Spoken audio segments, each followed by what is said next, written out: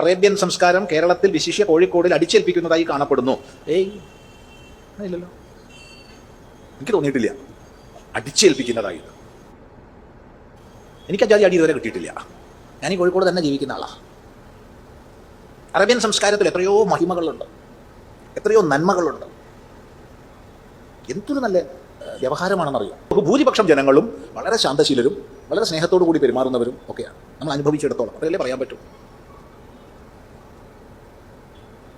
അവിടെ പ്രശ്നം ഉണ്ടാക്കുന്നത് ഇവിടുന്ന് പോയ ആൾക്കാർ, ഇന്ത്യ, പാകിസ്ഥാൻ, ബംഗ്ലാദേശ് എന്നീ പ്രദേശങ്ങളിൽ നിന്ന് പോയി അവിടെ ജോലിക്കും മറ്റും താമസിക്കുന്നവരാണ് അവിടെ ഏറ്റവും അധികം പ്രശ്നം ഉണ്ടാക്കുന്നത്. തദ്ദേശീയർ വളരെ ശാന്തശീലരായിട്ടാണ് എനിക്ക് അനുഭവപ്പെട്ടിട്ടുള്ളത്. മര്യാദയിൽ സ്നേഹപൂർവ്വം പെരുമാറുക.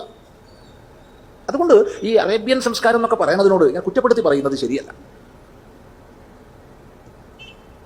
ഇതാദ്യം ശ്രദ്ധിക്കുക. പലപ്പോഴും നമ്മൾ വികലമായിട്ട് ഇങ്ങനെ പലതിനെയും അന്ധമായി കുറ്റപ്പെടുത്തുകയും അന്ധമായി ആരാധിക്കുകയും ചെയ്യാറുണ്ട്. രണ്ടും ശരിയല്ല. പിന്നെ അടിച്ച് ആർക്കും സംസ്കാരം ഏൽപ്പിക്കാനും പറ്റില്ല. സ്വാധീനം ചെയ്യാൻ പറ്റും, സാഹചര്യങ്ങൾ ഉണ്ടാക്കാൻ പറ്റും. അതിനെ നമ്മൾ എതിർക്കുകയല്ലല്ലോ വേണ്ടത്.